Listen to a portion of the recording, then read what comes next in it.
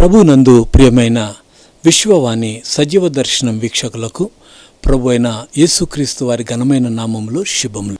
ప్రియమైన దేవుని బిడ్డలారా, మనము మోషే నిస్వార్థ సమర్పణ గల వ్యక్తి అను శీర్షికను మనం వింటూ ఉన్నాం.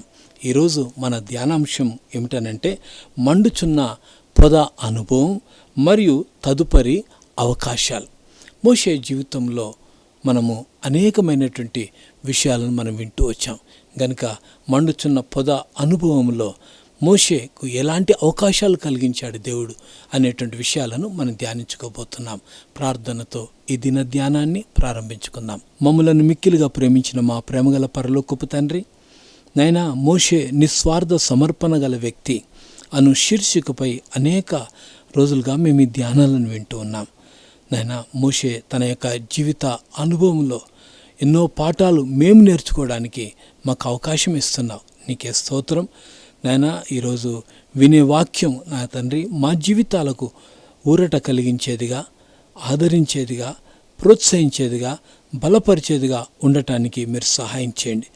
ఎవరెవరు ఏ పరిస్థితుల్లో ఉండి ఈ మాటలు వింటున్నారో మాకైతే తెలియదు, కానీ నీకు బాహటంగా తెలిసిన ఆయన వారితో మీరేం మాట్లాడదలిచారు, నాతో ఏం మాట్లాడదలిచారో మీ యొక్క స్వరాన్ని వినిపింపజేసి మీ మాటల చేత మమ్మల్ని ప్రోత్సహించండి ప్రభువా.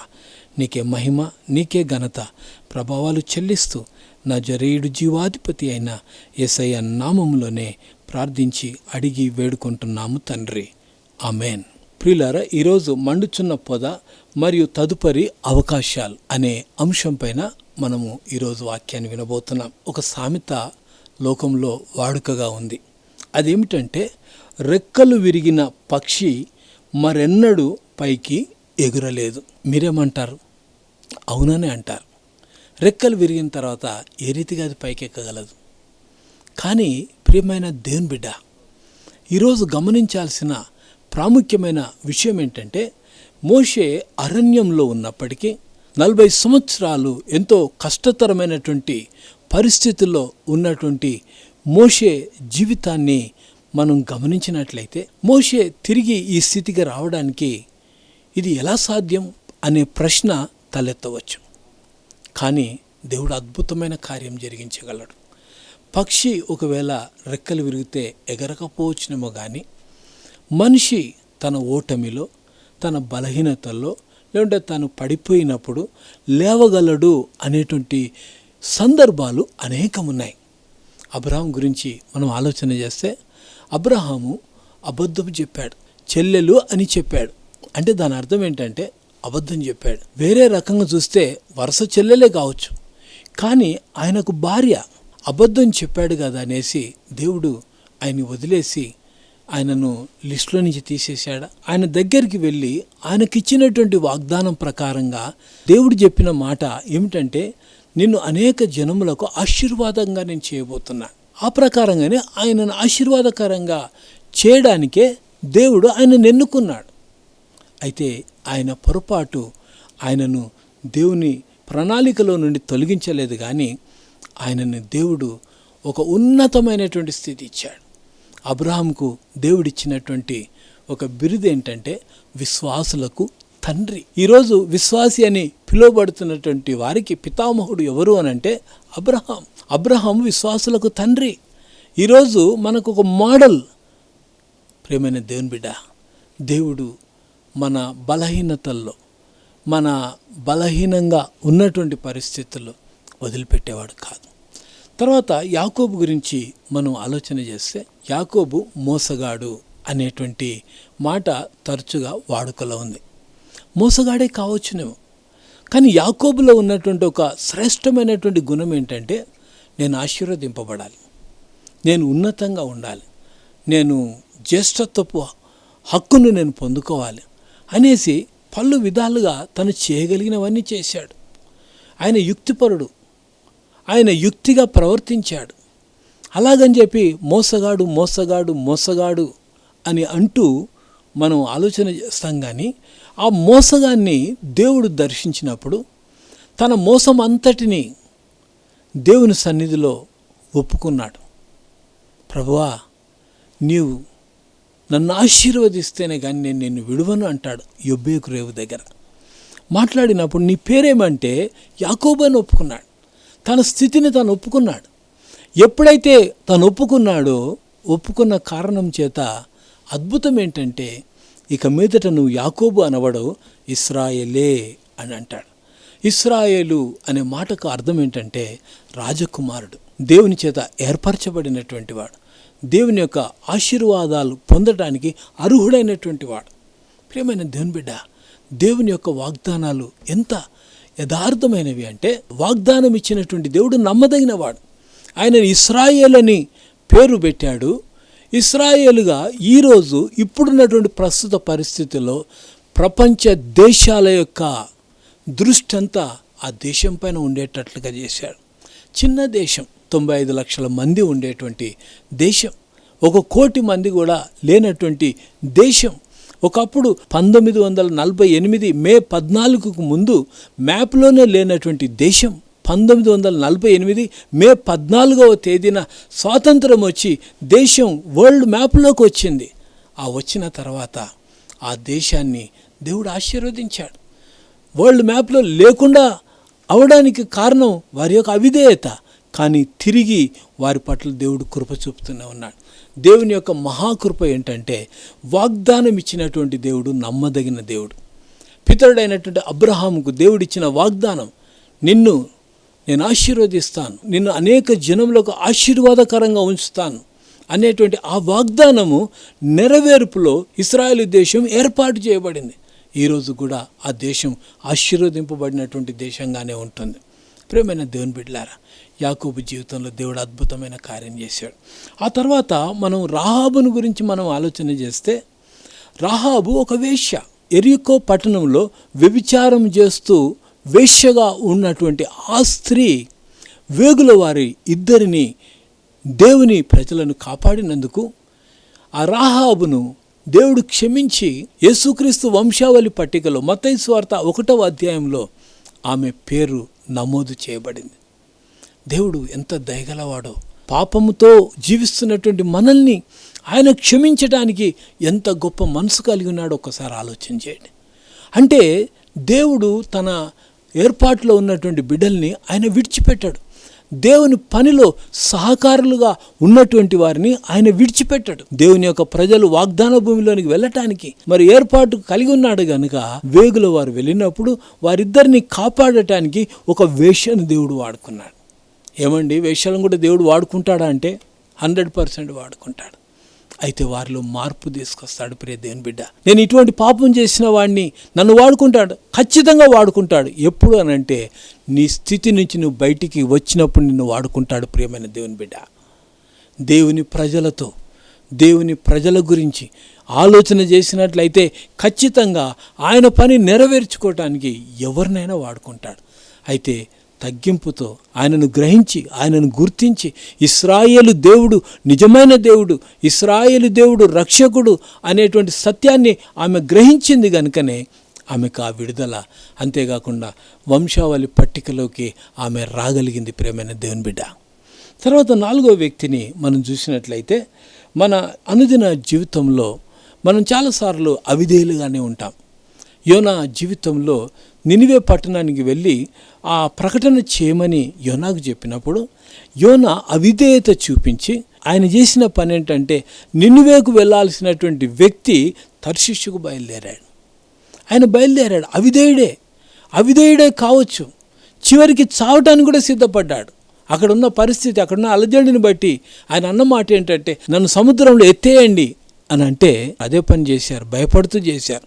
కానీ దేవుడు ఒక తిమింగలాన్ని ఏర్పాటు చేసి 3 రోజులు అందులో ఉండేటట్లుగా చేసి బయటికి వచ్చిన తర్వాత నినివేకి వెళ్ళి సువార్త ప్రకటించాడు. ప్రియమైన దేవుని బిడ్డ, దేవుడు పిలిచిన దేవుడు, నమ్మదగినవాడు.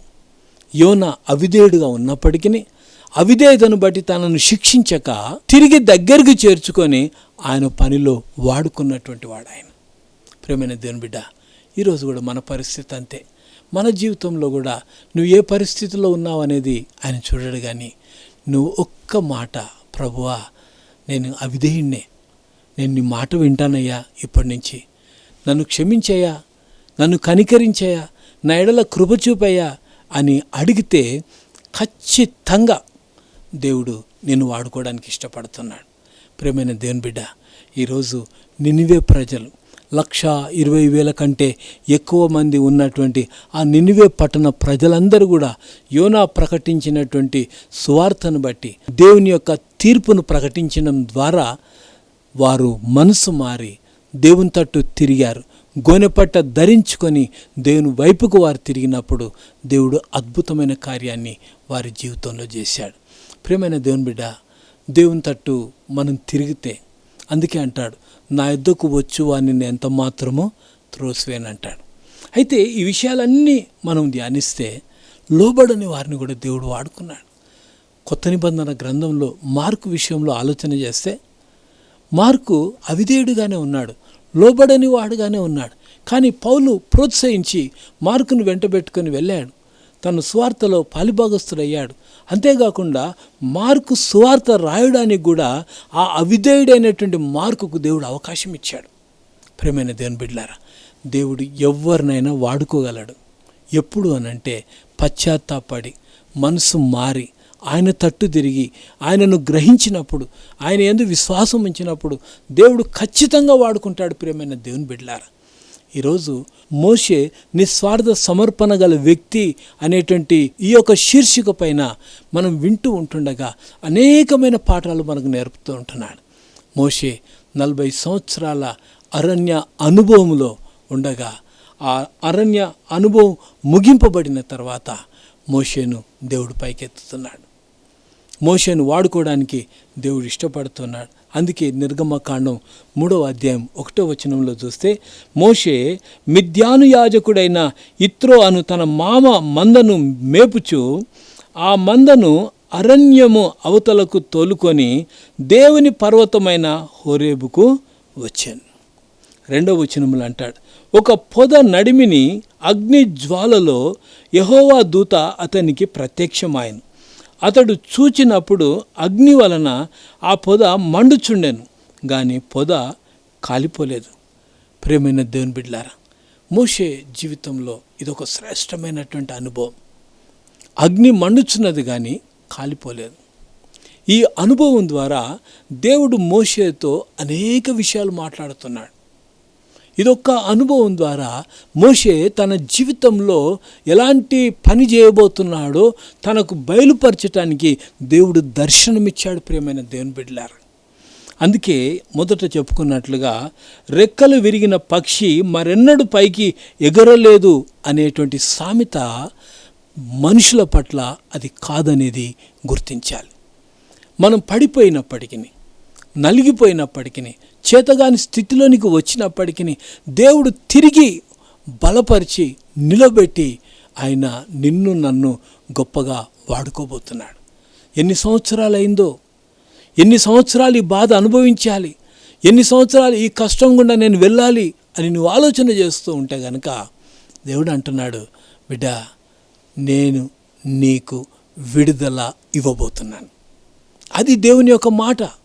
నువ్వు ఏ పరిస్థితుల్లో ఉన్నావు, ఏ పరిస్థితుల్లో ఉన్నా ఆ పరిస్థితుల్లో విడుదల ఇవ్వబోతున్నాడు అనేటువంటి ఆ నమ్మకం మనం కలిగి ఉంటే దేవుడు అద్భుతమైన కార్యం చేస్తాడు. ఇది మనుషులకు అసాధ్యమే, కానీ దేవునికి సమస్తము సాధ్యం. దేవుని బిడ్డలం మనం, ఆయన పేరు పెట్టబడినటువంటి ప్రజలం. ఆయన వైపు చూస్తూ ఆయన మార్గంలో మనం ఉంటే, పశ్చాత్తాపడి ఆయన తట్టు తిరిగితే, ఈరోజు చూసినటువంటి అబ్రహాము, యాకోబు, రాహాబు, యోనా, మనం గమనించినట్లయితే మార్కు, వీళ్ళందరి జీవితాలు, ఇంకా అనేక మంది ఉన్నారు పరిశుద్ధ గ్రంథంలో. వీళ్ళందరి జీవితాలను మనం చూసినట్లయితే వీరి జీవితంలో కార్యం చేసినటువంటి దేవుడు ఈరోజు మన జీవితంలో కూడా కార్యం చేయడానికి ఆయన సిద్ధంగా ఉన్నాడు. అయితే మనకు కావాల్సింది ఏంటో తెలుసా? విధేయత కావాలి, విశ్వాసం కావాలి. నమ్ముట నీ వలననైతే నమ్మువానికి సమస్తము సాధ్యము అన్నాడు. నమ్ముదాం, దేవుని యొక్క ఆశీర్వాదాలు పొందుకుందాం. మోషే అరణ్య అనుభవంలో ముగింపులోనికి వచ్చాడు. ఆయన అరణ్యము మరి వ్యక్తిగత పరిశోధనకు పాఠశాల అని మనం చెప్పుకున్నాం గతంలో. వ్యక్తిగత పరిశోధన ముగింపబడిన తర్వాత మోషే జీవితంలో ఎంతటి నాయకుడిగా ఎదిగాడో మనం చూస్తూ ఉంటాం. సో అలాంటి కృప మన జీవితంలో కూడా దేవుడు దయచేసి మనల్ని బలపరచును గాక. ప్రార్థన చేసుకుందాం. మమ్మలను మిక్కిలిగా ప్రేమించిన మా ప్రేమగల పరలోకపు తండ్రి, పరిశుద్ధుడైన దేవా, నీకే స్తోత్రం నాయన. మోషే జీవితం ద్వారా మాకు నేర్పిస్తున్నటువంటి పలు విధాలైన పాఠాలను బట్టి నీకు స్తోత్రం నాయన. మోషే నిస్వార్థ సమర్పణ గల వ్యక్తి. అరణ్య అనుభవంలో కూడా ఎక్కడ కూడా ప్రభువా నాకెందుకు ఈ పరిస్థితి అని మాట్లాడలేదు ప్రభువా.